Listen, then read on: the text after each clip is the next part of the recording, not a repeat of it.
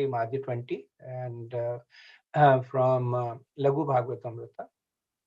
So Lagu Bhagavatamrita is essentially a commentary on Brihad Bhagavatamrita. And Brihad Bhagavatamrita is by Sanatan Goswami. Lagu Bhagavatamrita is a commentary written by Rupa Goswami. It's not a commentary, it's a condensation, it's a synopsis of that. So these are the two main sources. So going from the top, we have Krishna Vigraha, which is kind of like a placeholder for Krishna, the personality of Godhead. Three kinds of incarnations emanate from him: Swayam Roop, Tadekatma Roop, and Avesha Roop. So Swayam Roop is the original form of Krishna, the two-handed form.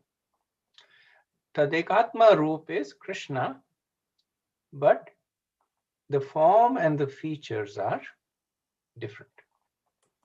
And the Avesh Roop is basically empowered incarnations. So if you can also, like I said, I'll share this material with all of you. If you can pay attention to the numbers that I've done, 1, 2, 3, and then the sub numbers, because in the document that accompanies this, each of those numbers has more detail along with the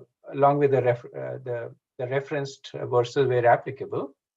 So these can help you cross-reference from there. The first kind of incarnation is Swayam Roop, and under Swayam Roop, one is still called Swayam Roop 1.1, which is Krishna in Vraja. So this is considered to be the original form of Krishna as a cowherd boy in Vrindavan. Now, couple of things that we have to understand about these incarnations is that these are categories. They do not indicate sequence. For instance, in the previous, I had spoken about Avesh Avatar, which is empowered incarnations. Now, there are times when Krishna himself, as Swayam Roop, he comes as an Avesh Avatar. Right? We know that if there is no suitable Brahma, Krishna takes that position. The Brahma is an empowered. Generally, Brahma comes under the category of Avesh Avatar, that empowered incarnation. But sometimes Krishna is Brahma. So Swayam Bhagwan is Avesh Avatar. So the understanding is that we look at it in terms of categories. We also give personalities to help understand, but that part is fluid. Same personality can appear in multiple categories, and at different times, the same personality may come in different categories. So the focus over here is to understand really the categorization. So Swayam Roop is Krishna in Vraj, which is Krishna as the Gopa, as the cowherd boy in Vrindavan, also appears in the Pravasta Leela. We'll see that later on. Now, second category is called Swayam Prakash. So think of Prakash like sun rays. So just like from the sun, there are many sun rays that are coming. Similarly, the Swayam Prakash is the incarnations that are coming from the body of Krishna. Now, these are not Brahman or anything like that, but the understanding is they're directly coming from Krishna. So the source of this is Krishna Swayam Bhagwan. So this is why it's called Swayam Prakash, that from Krishna himself, these incarnations are emanating. These are in two categories, Prabhav and Vaibhava. So Prabhav Prakash is an interesting case. So Prabhav Prakash is when Krishna, he appears in many incarnations at the same time. And all the incarnations are non-different. So example is given of Krishna in Rasa Leela dance. At that very moment, Krishna expands into billions of forms. And all the forms are the same. They're all Krishna's two-handed forms. The other example is given in Dwarka, where Krishna, he would expand into the husband of all his 16,108 wives. Now, what makes this unique is that the expansion is perception. Krishna is actually, it's the same Krishna who is manifesting in all the places. So the difference is a little bit more on the technical side. So one situation is where Krishna makes a copy of himself, and then so there is two Krishnas, and Krishna definitely does that. In fact, it's yogis can do that. We see that Kardam Muni does that, and other yogis can do that. It's a siddhi. They make a copy of themselves, and then the other form is themselves, but in a different body. This is different. This is Krishna is not making a copy of himself. This is Krishna himself being in all the places at the same time. Which is why when Narad Muni he came to Dwarka, he was astounded. Because Narad Muni is a powerful mystic himself. For him to see the multiplication of bodies, it's not a big deal. Jivas can do it. But for him to see that same Krishna is there in all the places, and in each of the place, the same Krishna is dressed differently, doing something. So if you remember the description in the Bhagavatam, at some places he was doing the morning yajna, some places he was playing with the children, some places he was talking with his wife. Same Krishna, dressed differently, different modes, different conversations, completely dedicated to that particular occasion. Only Krishna can do that. So this is the most powerful of Krishna's incarnation, Prabhav Prakash. Vaibhav Prakash is when Krishna expands into different emotions and features. So this is the more conventional understanding, that from Krishna, from his body, he produces other bodies. And they have different emotions and different features. So the example that is given is Lord Balram. Lord Balram is Krishna, but Krishna has a dark blue colored body. Lord Balram is white colored. Krishna has the mood of being the predominator god. Balram has the mode of being the servitor god. Different moods, same personality. Same thing Vasudev Krishna. The Vasudev Krishna is Krishna outside Vraja. When he goes outside Vraj, is Vasudev Krishna. So within Vraj, Krishna is cowherd boy. But when he's in Mathura, he's Vasudev Krishna. He sometimes manifests four-armed form. He does not have that. He does not have that childish aura around him. He has the aura of being a young prince. So different emotion and different features. Another name for this is Prakash Vigraha. Now, from the Vaibhava Prakash, the Vaibhava Prakash is essentially the fountainhead of all the subsequent incarnations. The other incarnations kind of stop over there. Krishna and Raj is Krishna and Raj, Krishna with Gopas and with Gopis and his wives, that stops there. But once Krishna, he expands into Vaibhava Prakash, that is the essential fountainhead of subsequent incarnations. So Vaibhava Prakash is also known as Tadekatma Rupa. And Eka Atma Rupa. Same person, but different forms. So they are in two categories, Vilas and Swamsha.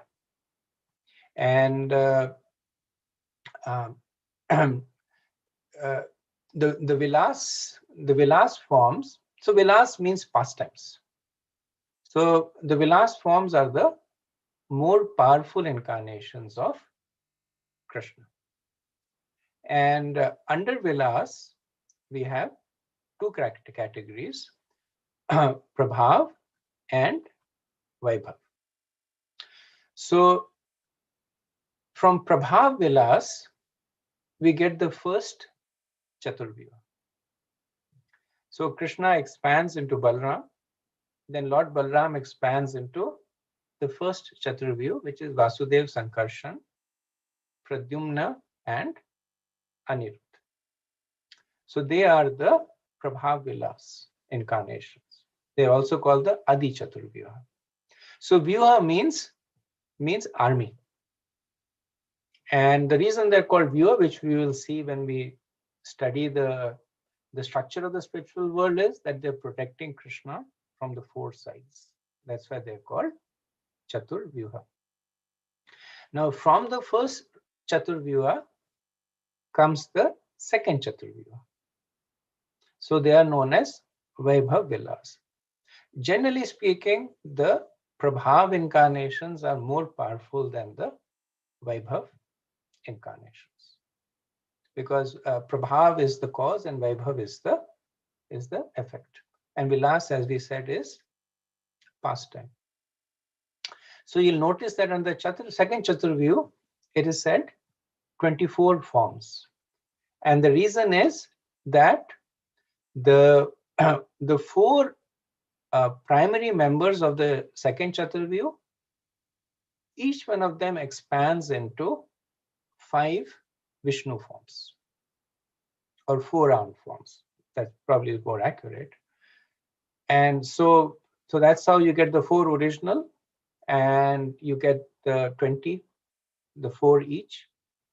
So the 5 expansions of each of the second Chaturvyuha are divided into time and space, and we'll cover that. But that's how we get the 24 forms in the second Chaturvyuha. Now, from the Vilas forms comes the Swamshas. The Vilas forms, like I said, are the more powerful than Swamsha, and within the Vilas, the Prabhav are the more powerful than the Vaibhava. And power over here is, you can take it with a little bit of grain of salt. They're all Vishnu Tattvas, based on the proximity to Krishna, because they are closer to Krishna Swayam Bhagavan. They generally manifest his qualities to a greater extent. That's why the closeness is, the word power is used in a slightly subjective way over here. So from the Vilas we get the Swamsha, which are manifested from Vilas with lesser powers here. And Swamsha has these 5 categories. So the first is the Purusha avatars, Leela avatars, the Manvantra avatars, the Yuga avatars, and the Guna avatars. Now, in some cases, the 6th category is also added over here, the Avesh avatars. So we had included it under the primary categorization, but in some cases, it's also included in Swamsha. So once again, like I said, we have these numbers over here that give you the hierarchy also.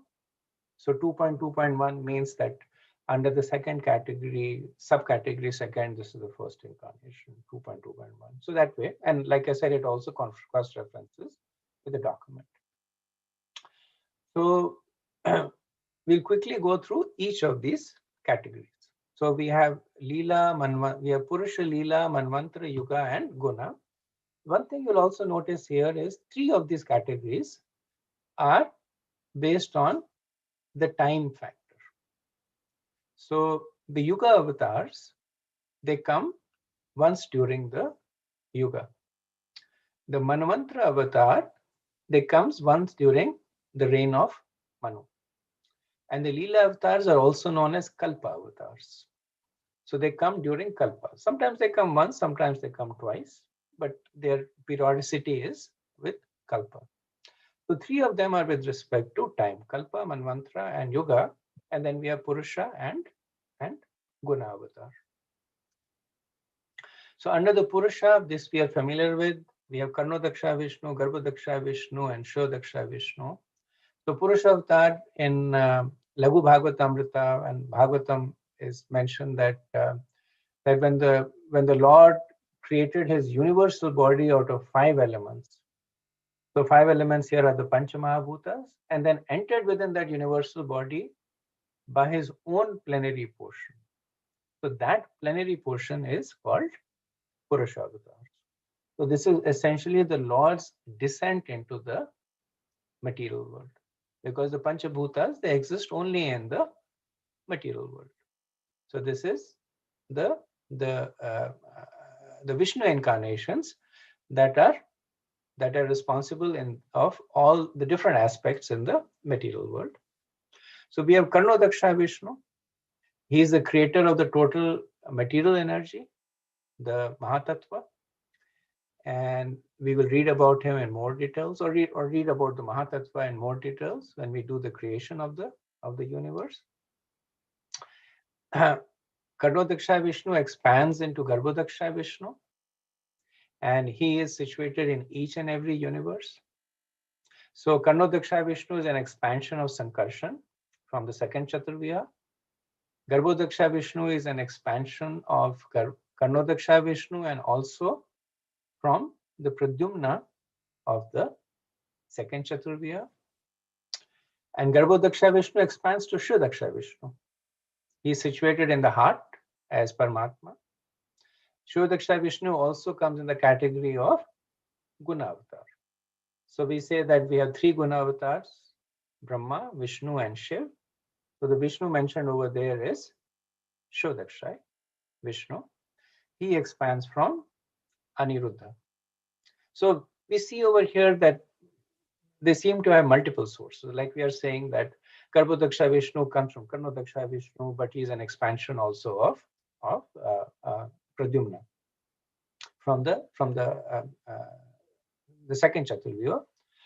And one way to understand it is that there is the channel and then there is the content. So Garbhodaksha Vishnu descends through Karnodaksha Vishnu, but he's essentially an expansion of Pradyumna. Similarly, Shodaksha Vishnu, he comes from the left side of Garbhodaksha Vishnu, but essentially he is Aniruddha. So that is one way of understanding this. Leela avatars. So Leela avatars, we have 3 categories: Pravasta, Vaibhava, and Prabhav. The Pravasta avatars are the most powerful, and there are actually only 3 in that category. There's Lord Narsingadev, Lord Ram, and Krishna. So we mentioned that Krishna Swayam Bhagavan, he is in the Swayam Roop. He is also in Pravasta Leela avatar. This is Krishna in his original form. And Lord Narsingadev and Lord Ram are considered to be the closest to Krishna in all his incarnations. Now we do say that closest to Krishna is Balram, who comes in the Prakash, the Swayam Prakash category. But amongst the all other incarnations, Lord Narsingadev and Lord Ram are closest to Krishna. Second category is Vaibhava. And Vaibhava, we have 21 incarnations. Now this number is a little bit, depending on which scripture you read, sometimes it's 21, sometimes it's 25. And again, I won't be too much worried about the number. Categorization is that They're a category of a Vaibhava Leela avatar. And in the Vaibhava Leela avatar, sometimes even Narsingadev, Ram are also included and considered to be the prominent of the Vaibhava Leela. So they'll say that they are the prominent Vaibhava Leela, so they are considered as Pravasta. So saying the same thing in a little different way. The third is the Prabhav Leela. And as I mentioned, that Vaibhav is the more powerful than Prabhav, cause and effect. So the Prabhav Leela avatar has incarnations that are less powerful. They manifest briefly. So like Hamsa, Mohini, the Yuga avatars, they are in the category of Prabhav Leela avatar. There is a second category also, which is the great sages, like Lord Kapila, Srila Vyas. Sometime he's a Jiva, sometime he's Krishna. Then Dattatreya, Rishabdev, Dhanvantri. So they're typically authors of scriptures, like Sankhya and the whole Vedas from Vyas, the whole Ayurveda from Dhanvantri. Dattatreya, he gives this whole science of Brahman. Rishabdev about renunciation. So famous authors. And Srila Prabhupada in Madhya Leela purport, he gives 25 categorization of Leela avatars, which do not fully reconcile. So if you add up all the avatars, you will get a little bit more. So they don't fully reconcile. But the understanding again is to get a sense of the relative position there.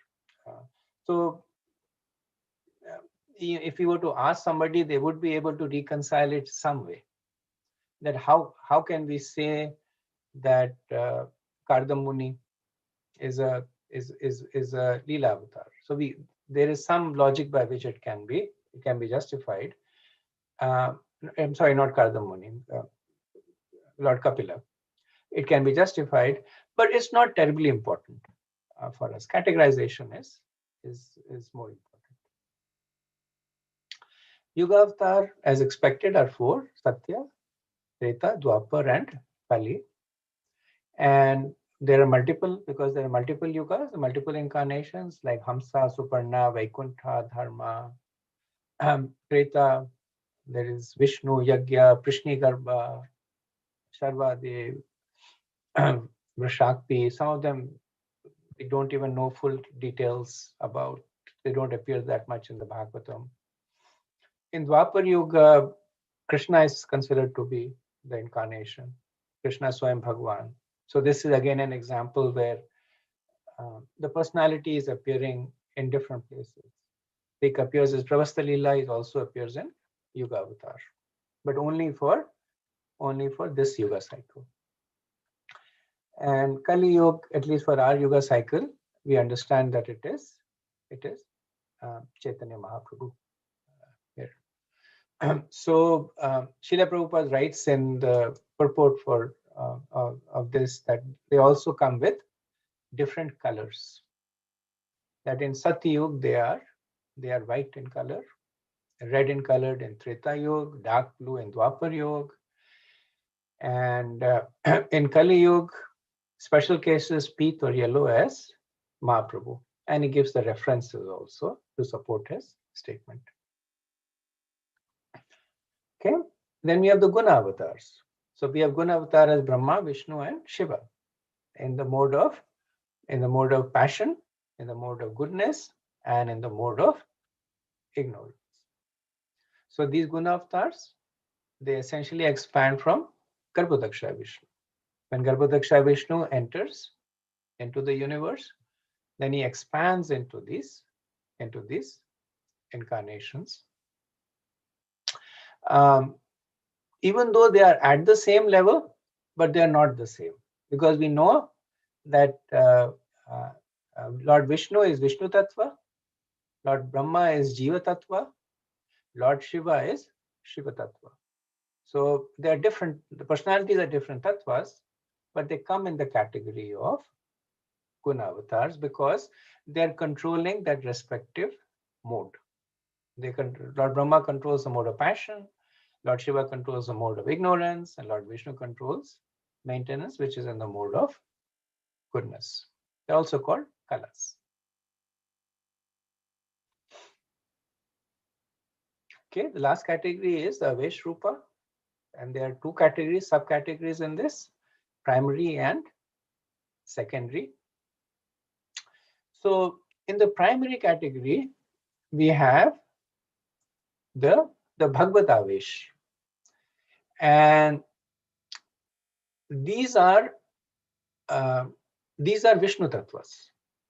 So even though they come under Avesh, they're called Bhagavad Avesh because this is the personality of Godhead who is demonstrating a certain particular quality, whether it is knowledge or renunciation. So they're called Bhagavad Avesh. Shakti Avesh is the more commonly understood one, which is the jivas that have been empowered with a certain Shakti of Krishna. And Prabhupada writes that there are 7 that are specially famous. There are many, but he says there are 7 that are specially famous. There is Sheshnag in Vaikuntha. There is Anantadev, who is bearing all the planets within the universe. There is Lord Brahma, who has the Srishti Shakti. The 4 Kumars, who have the Gyan Shakti. Narad Muni, who has the Bhakti Shakti. Maharaj Prithu, who has the Palan Shakti. Parshuram, who has sometimes it said Virya Shakti, sometimes Dushtadaman Shakti. And then Vibhutis are basically they're basically qualities of Krishna that are seen in the material world. Essentially, the chapter 10 of Bhagavad Gita, Krishna says that I am of the kings, I am monarch. So it doesn't mean that the monarch is an incarnation of Krishna, but that quality of virya, of being the most chivalrous or the strongest, that is exemplified by Krishna. So this chart puts it all together so that we can get a bird's eye view that there is Krishna as the source of everything. Then we have Prabhav Prakash, which is essentially Krishna appearing in many forms, same person. Vaibhava Prakash is Krishna expanding with different mood and emotion, different body, which is also called Tadekatma Rupa. Under Tadekatma Rupa, we have Vilas and Swamsha. Under Vilas, we have the Prabhav Vilas, which is the Adi Chaturvyu, and the Vaibhav Vilas, which is the Dvitya Chaturvyu. Then under the Swamsha, we have the Leela Avatar, the Purusha Avatars, the Guna Avatar, Shakti Vesh Avatar, the Manvantras, and the Yuga Avatars. So this gives us a more bird's eye view of the different categories of incarnations. Same picture, this is with the personalities over there and some more details. So this slide is essentially a segue into the structure of the spiritual world, that which incarnation of Krishna lives where. And so we know that Krishna expands to Balram. Balram expands into Sankarshan, the Adi Chaturvyu. Krishna expands into Vasudeva. Vasudeva expands to Pradyumna. Pradyumna expands to Anirudh.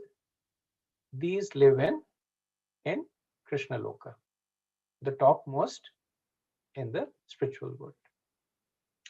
Then Lord Sankarshan expands into Narayan. Narayan expands to Vasudeva, Mahasankarshan, Pradyumna, Anirudh. This is the Dvitya Chaturvyu.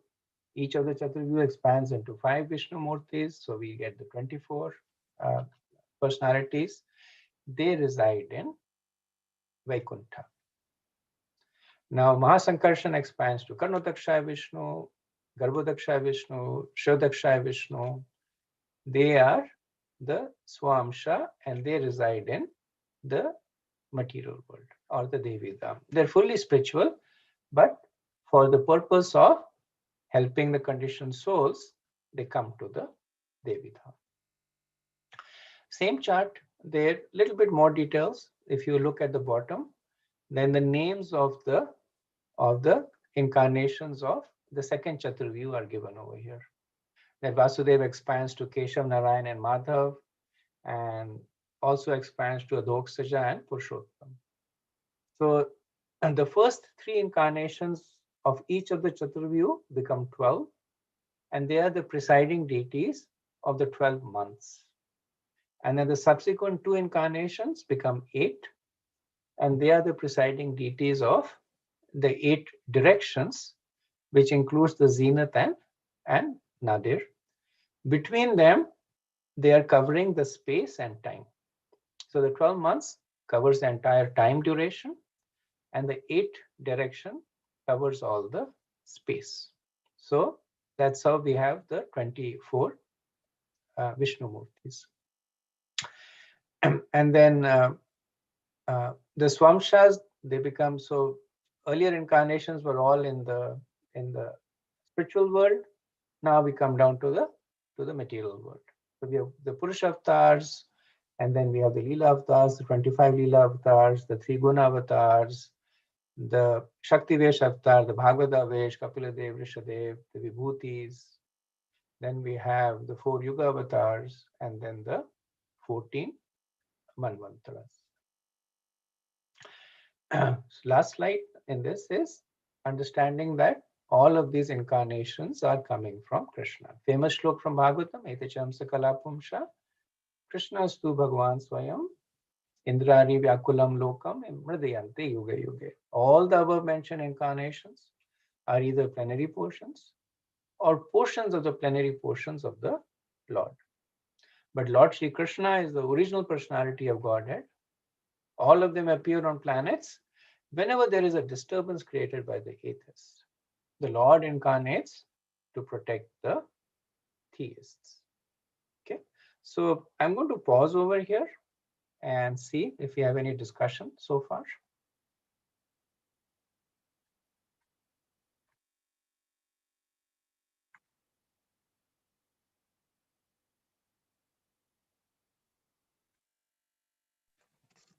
Hare Krishna.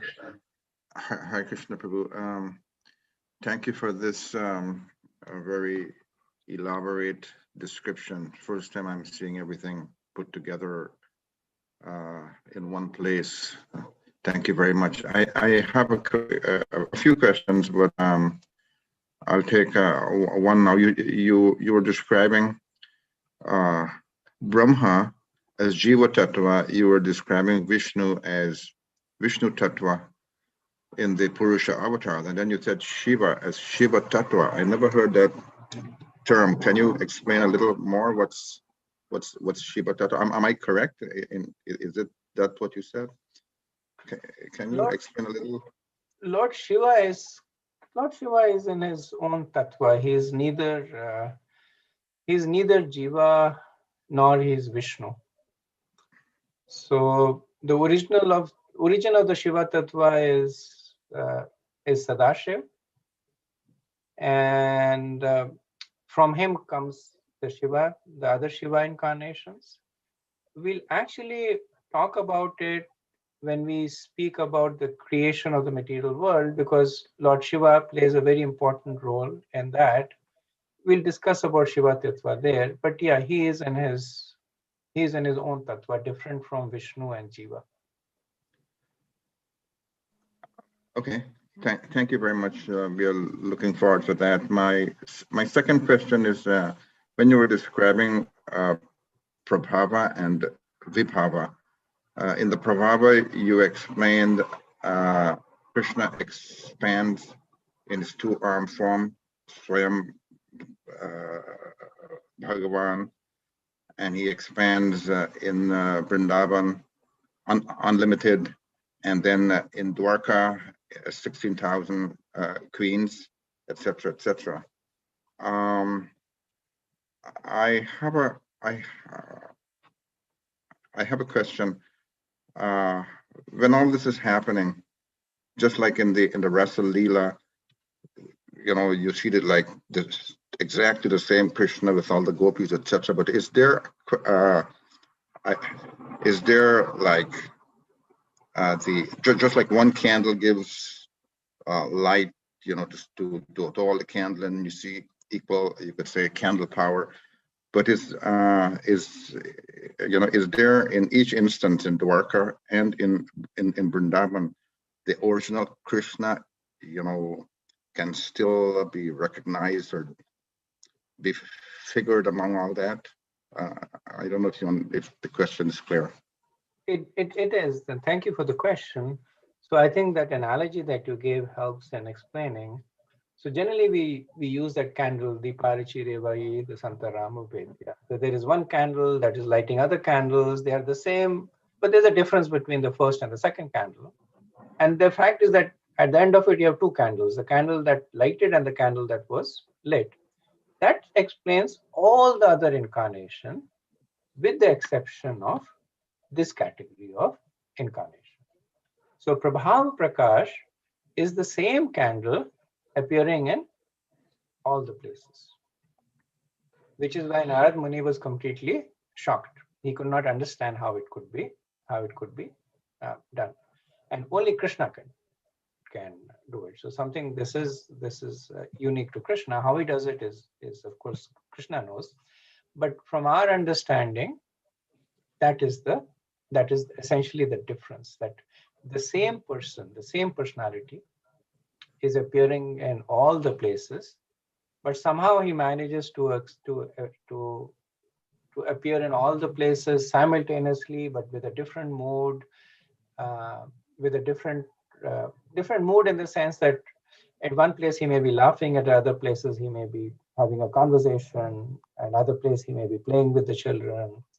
So he manages to do that somehow. That's something that we can't fathom. The only explanation that I heard about this, it's not a Shastric explanation, Prabhu, but because you're asking, I can share it with you. That the explanation I heard about this in one of the lectures is that Krishna, he appears, the same person appears at different places, but he's appearing and disappearing so quickly that the other person does not perceive the fact that he has gone. So it's like I come to you and then I talk to you, and before you blink your eye, I talk to somebody else, and before that person blinks the eye, I go and talk to somebody else, and then I come back to you. So you never know that I have come and in the meantime talk to two other people, because I have traveled faster than your ability to perceive the fact that I came and went. And of course, in doing this also, when I went to the other person, I changed my clothes, I changed my mood, I went to the third person in a different situation, and I came back to you, and I picked up the conversation exactly where it was left. So this is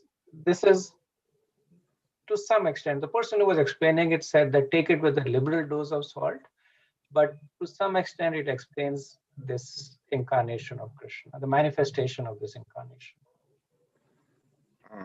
One other related point. I was listening a Nityananda Katha the other day, and there was a young speaker speaking, and he was making the point that the original Krishna in that whole 16,000 or how much could be recognized because he's always with Srimati Radharani. And I was thinking, I never heard that. I don't know. Yeah, I haven't heard that either. Yeah, but he was very emphatic about it. I mean, it seems that anyway. And my final question, I know other devotees might want to speak. I mean, all the categories of um, uh, um, different grades of incarnation and everything that you explained. I haven't. We know that Srimati Radharani, she's coming from Krishna also, but I haven't seen that anything about that really here. I don't know if it's a relevant question or what, but I mean, seeing that we are going in so much depth into this topic, I mean, it's amazing to me, but I'm just wondering if somewhere that will be discussed. It won't. So Srimati Radharani is the Shakti incarnation of Krishna. We will discuss it very briefly when we talk about Krishna's energies, because we'll talk about it in the context of creation, and Srimati Radharani is more in the context of Bhakti. But that the analogy or the explanation given of the energetic and the energy, Srimati Radharani is in that category, that she is the energy of Krishna. Prabhupada would say that she's non-different from Krishna. So considering her to be an incarnation is to some extent misquoting the purport of incarnation, because Srimati Radharani is essentially Krishna in the mood of love and compassion and devotion. So at least in these books, Srimati Radharani's relationship of an incarnation with respect to Krishna is not discussed. Okay. One other quick point before we go on. We have heard Swayam Bhagavan, Krishna, he's the origin of all, and then Krishna, he expands into Srimati Radharani, and then that's two, and then two manifest into one back as Chaitanya Mahaprabhu, as the Yuga avatar for the Kali Yuga. And then later down, we have heard that one manifests into five as the Panchatattva. I mean, I guess somewhere along the line, because Chaitanya, Leela, our whole society, our whole movement ISKCON is even a branch of the Chaitanya tree. I'm just wondering if sometime down with all this, we'll be having some kind of a synopsis of the, of Lord Chaitanya Mahaprabhu in, this whole. We could, it's a good suggestion. So actually, the Madhya Leela, where all the incarnations of Krishna are discussed, they ultimately relate back to Chaitanya Leela. I haven't done this over here because the focus here is mostly Krishna Leela, but I made a note of it. It's something that we could do at a later point of time. Thank you. Thank you. Thank you for the suggestion. I see Kasturi Manjuri, the hands up. Hare Krishna, Prabhuji. Thank you very, very much for this elaborate, detailed presentation and explanation in so much depth. Very mind-boggling. It is. Thank you so much, Prabhu, for putting it down in such a wonderful way. Prabhu, I have a few questions. Like, one is that Balaram, he is the Vaibhava Prakash in the Swam, like Swam Rupa, then he is the Vaibhava Prakash. So then he comes under this Vaibhava Leela avatar also. So, I mean, how to understand that? One way to understand, as I said, is that what we are talking about right now is mostly categories. Mm-hmm. We are not that much pinning down personalities. Mm-hmm. So take for an example, that a person, he may be So he may be a judge, he Mhm. may be a husband, he may be a father. Oh. Same person could be, if he goes to the court, then there is a categorization that he is the chief justice, he's the judge, he's the assistant judge. Mhm. When he's at home, then there is husband, wife, son, brother. That's the categorization. So the role, basically, the role can be different, but person can be same. Exactly. The person could be playing different roles. So Mhm. so we will we will Mm. we will see the same personality Mhm. appearing in different categories. Like I said, Mhm. that Kshodasha Vishnu, Mhm. he comes as Purush avatar. Mhm. He also comes as Guna avatar. He Yeah. comes as Guna avatar because he's a Mm. predominating deity of the mode of goodness. Mhm. He's Purusha avatar because he's sustaining he as a Purusha is sustaining the Mhm. the material world. So two different roles. Mhm. Yeah.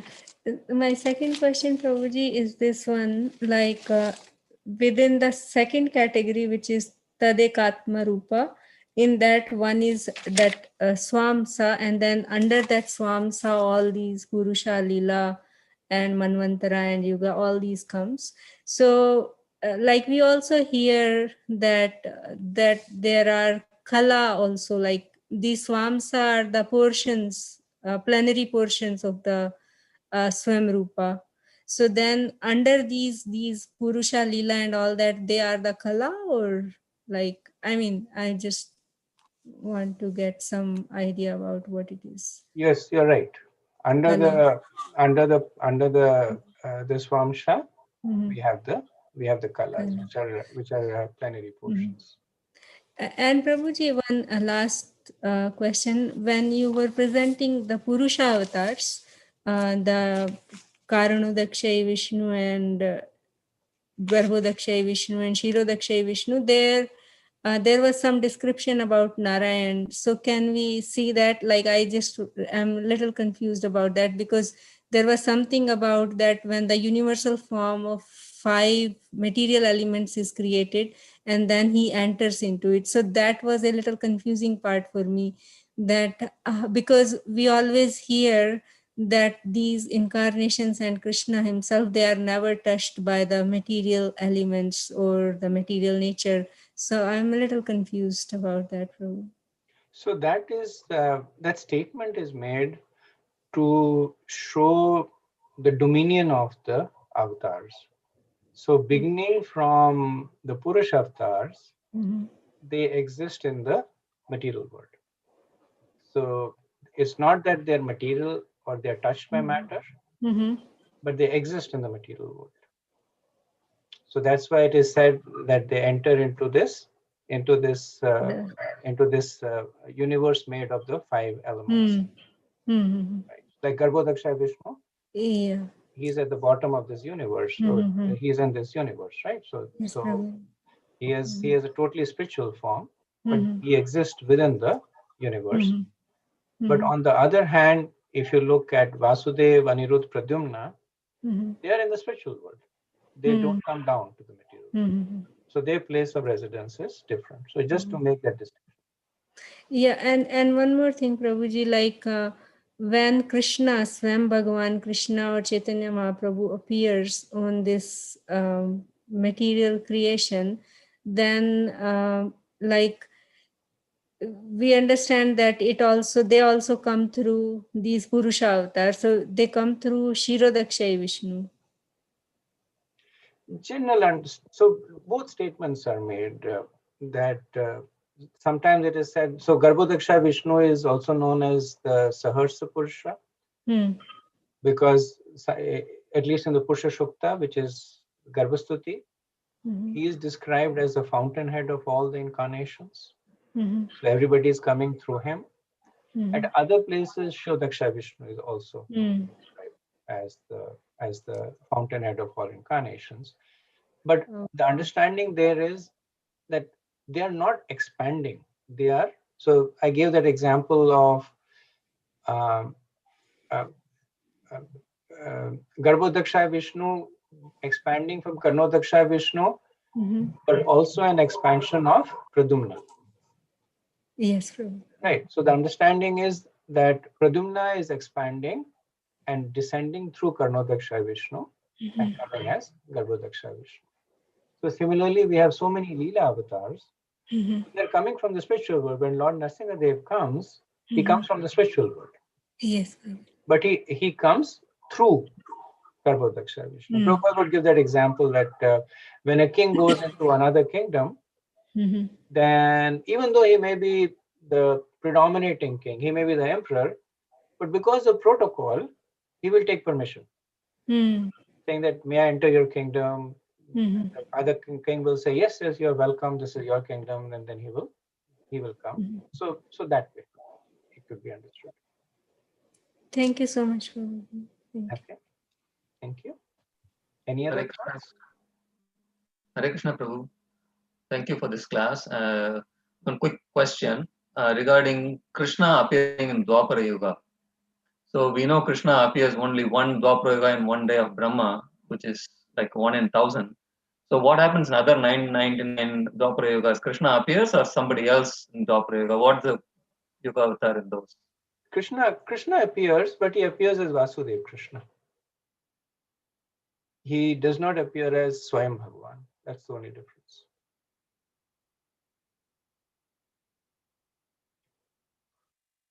Okay, thank you for the wonderful questions. And even though it's an involved topic, I think you all are a lot more sharper than I am, because it took me a while to absorb it, but you seem to have absorbed it in half an hour, judging by your questions. So thank you for them. So if there are no more questions, then we'll move to the second part, which is the structure of the spiritual world. So I'll bring that up. Hare Krishna Prabhuji, can I ask a couple of questions, Prabhuji? Quick questions. Yeah, please go ahead. Chaitanya Mahaprabhu, does he is also named in the Vaibhava Prakash and that, Prabhuji, because he is eternal and non-different from Krishna? He is not specifically named anywhere, just because he's a Channa avatar. So Srila Prabhupada, he quotes that verse from the 11th canto of the Bhagavatam, Krishna Varnam Tusha Krishnam. Other than that, he does not appear he is not named per se in any of the incarnations. Sure, Prabhuji. And one more question, Prabhuji. Like previously, I heard that Narayana is only one. In the description of all the incarnations of the Lord, nowhere explicitly we mentioned Narayana. We mentioned even Vaikuntha, different personalities of Godhead we mentioned. So they are all Narayanas, or is there a separate Narayana? So it's not that there is one Narayan. It is said there are unlimited Narayans who are presiding over the different planets in Vaikuntha. And the Narayans, they descend from Lord Sankarshan of the Adi Chaturvyuha. So he descends from Narayan, and from Narayan comes the Dvitiya Chaturvyuha. But in the description of Vaikuntha, we will see that there are innumerable Narayans. So all the Vaikuntha planets, each is one Narayan. One, presiding with Narayan with his consort, Lakshmi Devi. Sure. Thank you. Okay, thank you. Okay, so Prabhuji, can I quickly ask one more thing? Like in one of the purports in first canto, chapter 9, verse number 18, the last sentence that Srila Prabhupada writes is this, and by his, or maybe I can post it on the chat, so it will be available for everyone to see. This statement that was a little very much confusing. So this is the purport of, let me post the link also, which purport I'm talking about. So this last sentence is very confusing, the sentence that I posted on the chat.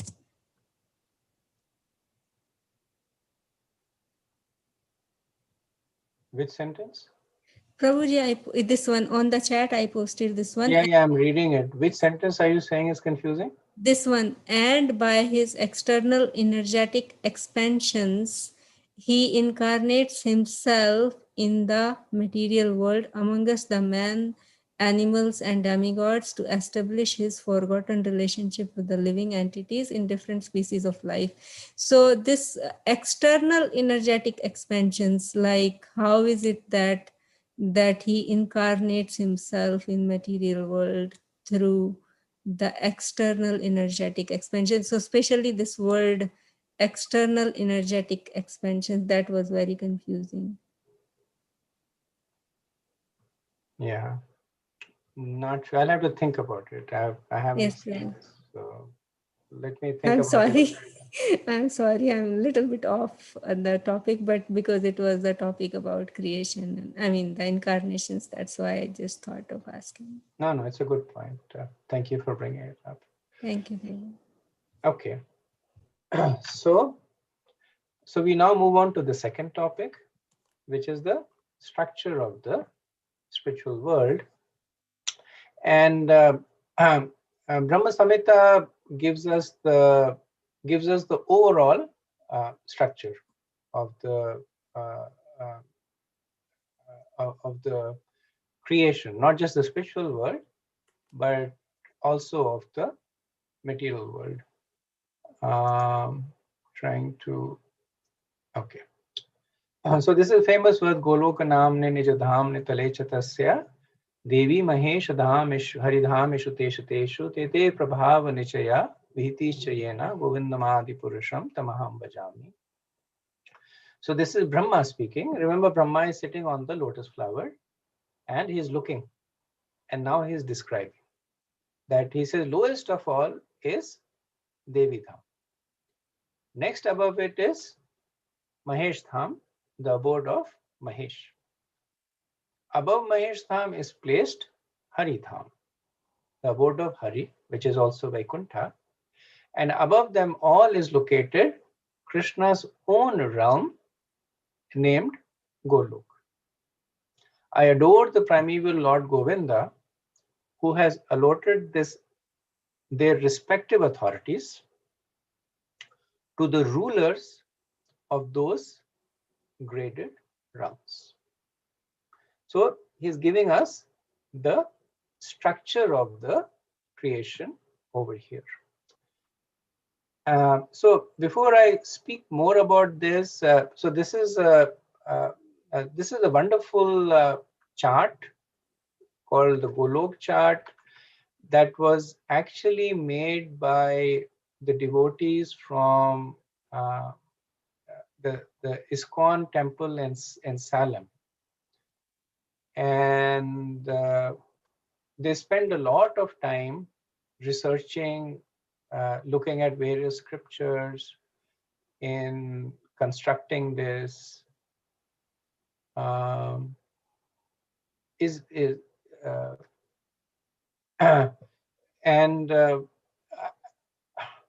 I'm not sure if there is any copyright restriction over here. I have the digital copy of this chart. It's very, very high resolution and very detailed. So I will distribute it to the people attending here. But I just want to let you know that this is a sold item. The actual printed chart is like, I think, $30, $32. It's a big chart. And I have the high-res digital copy. And like I said, I'll distribute it. But I also want to acknowledge, so these are mostly disciples of Bhakti Vikas Maharaj. And they gave a seminar in Mayapur. It's a seminar. It's about a 7-hour seminar. A lot of details. And I'm essentially condensing that seminar into whatever time it will take us. But it's a condensation of that seminar. And essentially, they discuss the various aspects of the of the Golok chart. So we can see over here the description of the universe as given by Lord Brahma. Golok namane nijadhamane taleja tasya. That, or let's start from the bottom. Right at the bottom is Devi Dham. Then, which is the material world where we live. Then we have, right above the Devi Dham is the abode of Lord Shiva. And this is divided into two parts. The Sadashiv Lok and the Mahakal Lok. Sadashiv Lok is presided by Sadashiv, who is essentially Lord Vishnu, or Vishnu Tattva is Sadashiv. And then Mahakal Lok, from Mahakal Lok onwards, he expands into Shambhu and Shiva Tattva appears. So he has this unique place of having one foot in both places, because he is the point of contact of the Lord with material nature. The Lord does not come in contact with the material nature himself, but he still comes through Lord Shiva. So that's why he has both these. He has both these forms of being Lord Vishnu as Sadashiv and as Shiva Tattva as Shambhu. Then we have Haridham, which is essentially Vaikuntha, that is presided by Lord Narayan. And then we have Golokadham. Golokadham is divided into three parts. So sometimes we get a little bit, we can get confused by the nomenclature, by the names, because at many places this is referred to as Krishna Loka. And within Krishna Loka, we have three categories, three subparts: Golok, Mathura, and Dwarka. And they're different places. And the reason they're different is because of the difference in the mood and the nature of the pastimes. But collectively, they are also known as Golok. So you can say Golok has Golok, Mathura, and Dwarka, but for the sake of distinction, the point is made that Krishna Lok has Golok, Mathura, and Dwarka. Now, this part from Mahesh Dham downwards is the material world. And right above the material world is the Brahma Jyoti. So the Sadashiv Lok is situated in the Brahma Jyoti. And then, of course, above that we have the spiritual world. So in discussing the process of how Krishna manifests himself in the spiritual world and creates, so we'll do a quick, so discussion on the energies of Krishna is a whole seminar by itself. It's a complicated topic and we won't go into the details, but we'll touch on it so that we get some understanding of how Krishna pervades in the spiritual and the material world. So in the Shvetashvatar Upanishad, it is said that he is without a body form like that of an ordinary living entity. There is no difference between his body and his soul. So we're talking about Krishna over here, of course. All his senses are transcendental. Any of his senses can perform the action of any other senses. So we know there is a verse in the Brahma Samhita, Angani Yasya Sakalendriya Vritti Panti, that talks exactly the same thing. Therefore, no one is greater than him or equal to him. Now, the last statement is why this verse is put here. His potencies are multifarious, and thus his deeds are performed as a natural sequence. So the first part of the verse, it glorifies Krishna's unique position. Nobody else is like him. He does not have a body separate from a soul. It's the same. And all his senses perform the action of all the other senses. He's the greatest. And when he has to do something, he does it through his potencies. So Krishna himself does not do anything. As himself he manifests as the cowherd boy in Goloka, in Brajadham. He's playing and having fun, but still he's also doing everything else through his potencies. So that is why we are looking briefly into those potencies. So Krishna has nothing to do personally. He accomplishes everything by his energies. Srila Prabhupada talks about it in the teachings of Lord Chaitanya, that the spiritual world, the Vaikuntha planets and Krishna Lok is situated in Krishna's energy of thinking. Although there is no creation in the spiritual world which is eternal, it is still to be understood that the spiritual planets depend on the thinking energy of the Supreme Lord. This thinking energy is described in the Brahma Samhita 5.2, where it is said, the supreme abode known as Golok is manifested by a lotus flower with hundreds of petals. Everything that is manifested by Ananta, who is the form of Balaram or Sankarshan. So even though the spiritual world is eternal, but it manifests by the Chitta, by the Chitta Shakti, by the thinking energy of Krishna. And even though it's manifesting from Krishna, he has nothing to do with it himself. It is coming from his expansion or an expansion of his expansion. So this is Prabhupada's purport, saying that although there is no question of creation, nevertheless the world is manifested by the supreme will of Sankarshan. So let's take a brief look at the energies of Krishna. So at the root of it is Krishna's Swarup Shakti. So just like Krishna has the Swarup, which is Krishna as the original form. So he has the Swarup Shakti, which is manifested in Krishna's original form. They come in three categories: Prabhava, Vibhava, and Anubhava. So Prabhava is that which influences.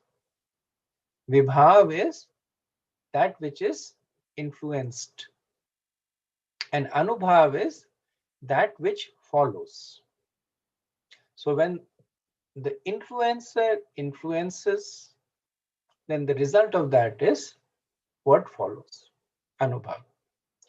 Now, even though they seem to indicate a certain amount of causality, that Prabhav to Vibhav to Anubhav, actually speaking, because they are eternal, they all act upon each other.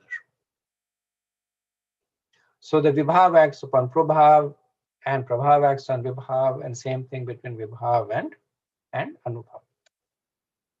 So within Vibhav, we have three subcategories. And again, this we are familiar with. Krishna's Antarangna Shakti, his Tathastha Shakti, and Bahirangna Shakti. Antarangna Shakti is Krishna's spiritual energy, his Chitta Shakti. Tathastha is the Jivas, marginal energy. And the external energy is the Maya Shakti. Then Prabhav, that Krishna has Ichha Shakti, that he desires, and that is manifested by Krishna himself. Then Jnana Shakti, the capability of knowing and being known, Vasudev. And Kriya Shakti, the capability of making things happen. And then we have Anubhav. So under Anubhav, we have Sandhini, Sambit, and Haladini. So Sandhini is personified by Lord Balram. Haladini is personified by Srimati Radharani, the pleasure potency.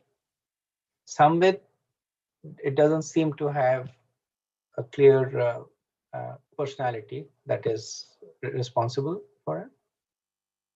So these also correspond to Sat, Chit and Anand.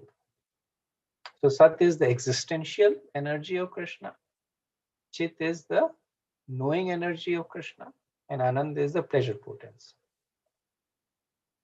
So the reason we are speaking about the energies is to understand its relationship with the creation of the spiritual world. Even though there is no creation, but then also there is.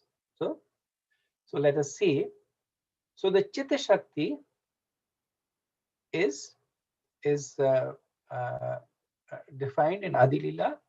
Through the Chitta Shakti, Krishna displays many varied manifestations. It sustains the kingdom of God and its paraphernalia. Through the Sandhini Shakti, the abode of the Lord's existence, Krishna's mother, father, place, house, bed, seat, and the rest transformations of pure existence. So by the interaction of these three energies, the Krishna's Ichha Shakti interacting with the Chitta Shakti and interacting with the Sandhini Shakti, Golok appears. Or more accurately, the entire spiritual world, Golok, Vaikuntha, they appear because of the interaction of these three energies.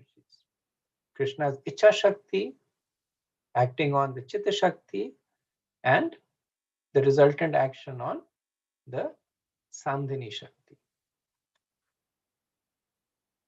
Now, these energies, they don't just act unidimensionally. So this is a sample of the consequences of the interaction of other energies. So we just saw that when Ichha Shakti acts on Krishna's Antarangni Shakti, then Golok, Vaikuntha and the dhams appear, the places of the Lord's pastimes. Then his associates, spiritual qualities such as mercy, forgiveness, and generosity appear. When Krishna's Ichha Shakti acts on the Tathastha Shakti, which is the Jiva Shakti, then the eternal associates of Krishna appear. So personalities like Nand Maharaj, Yashoda, so these are the Nitya Siddhas. So they are also known as the Shaktis of Krishna. So we are like Jivas. So we are fallible. We can fall. But Nand Baba can never fall. Yashoda Mai can never fall, because they are under the influence of Krishna's Ichha and Chitta Shakti. Then by the influence of the Jnana Shakti on Krishna's Chitta Shakti, the Devas and the humans appear. And by the influence of the Kriya Shakti on the Chitta Shakti, the Asuras and Rakshasas appear.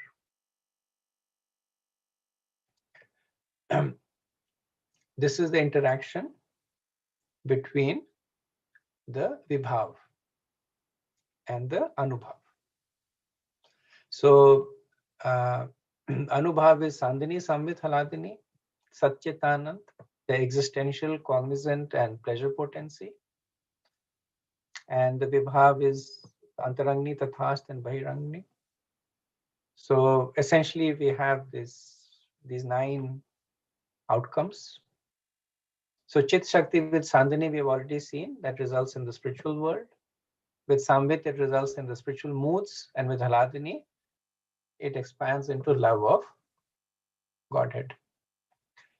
The Jiva Shakti, when acting under the Sandhini Shakti, recognizes its spiritual existence. Under Samvit, knowledge of God, bliss of Samadhi, and the yoga of dhyan and gyan. And under Hladini, the jiva experiences the spiritual bliss from Bhakti Yoga. So even though the jiva is Tathastha Sakti, but when they're executing Bhakti, then they experience the Hladini Shakti. They come in contact with the Hladini Shakti. That's why we glorify Srimati Radharani. That when we execute Bhakti, we come in contact with Srimati Radharani. She is the predominating deity of Hladini Shakti. And then the third is the Bahirangi Shakti, the Maya. And when Maya comes in contact with Sandhini, then the material world is created. When it comes in contact with Samvit, then worries, hopes, speculations, and the thoughts of the conditioned jiva.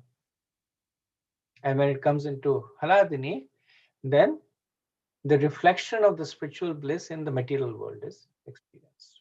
The gross material bliss and the more subtle but nevertheless the material happiness of the higher planetary system. So the only reason that we experience some happiness over here is because of the Hladini Shakti. But because it is being influenced by Maya, it is perverted. So Lord Balram is the predominating deity of the Sandhini Shakti. And that is why he is glorified as one who is responsible. So in 5.2, he is glorified as Tad Anantamsha Sambhavam. So Ananta Amsha, it means that one who has Ananta as his Amsha, Lord Balram, he makes all this possible. Sambhavam means he is the one who makes it all possible. So Prabhupada writes that, this is Krishnadas Kaviraj, that Lord Balram is the original Sankarshan. He assumes 5 other forms to serve Lord Krishna. And we'll see those forms. He himself helps Krishna in the pastimes he himself helps in the pastimes of Lord Krishna, and he does the work of creation in the 4 other. And we'll see these 5 forms. So this is a little bit, I would not say a deeper dive, but just one step more, that we looked at the Krishna's Swarup Shaktis. And Krishna, of course, has unlimited energies. In the context of the material world, Krishna's, these 3 energies are considered, which is Shri, Bhu, and Nila. By the Shri energy, he maintains. By the Bhu energy, he creates the cosmic manifestation. And by the Nila energy, which is also known as Leela or Durga, he destroys. All these energies act in relation with the living beings, and thus they are together called Jiva Maya. These then expand into 16 energies suitable for manifesting the material universe. Srila Prabhupada in the purport gives a list of the 16 energies. I have not given them. We don't really talk so much about these energies per se. That's why I just mentioned them in passing there. So what follows is the description of Golok. So it's a top-down description. And seeing the time, I'll stop over here. We have about 5 minutes to see if we have any questions or comments. And next time we will begin from this time. It's a logical breakpoint. So next time we'll begin from the description of Golok.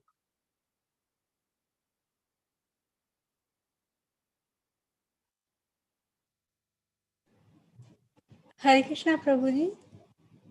Thank you again for this very nice description and presentation. Where does Ayodhya is in the Vaikuntha planets, or? It's one of those stay tuned questions that will. One of the. Stay tuned for the answer to be revealed. Okay. Yeah. And another question, Prabhu, like we most of the time, many times we hear that there is nothing but Krishna and Krishnas. Krishna's energies. Krishna and Krishnas means either Krishna or everything is relating to Krishna. The problem is that we don't see it. That's a different story. I mean, I don't see it.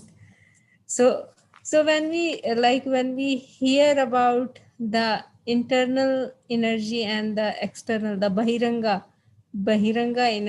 shakti, then it's a perception, or is it just, yes, it is like something internal and external something? Because we hear that it is either Krishna or Krishnas, so everything is Krishnas.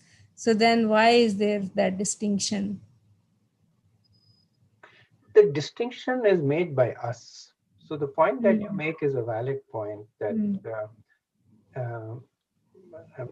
Prabhupada makes this point himself many times, that the difference between the internal and external energy of Krishna is our perception. Because at this very moment, we can change the Bahirangani Shakti to Antarangani Shakti by understanding that Jiva is Sarupa Krishna Nitya Das. Right? We understand that, and then so the Prabhupada would say it's not that when you understand that, then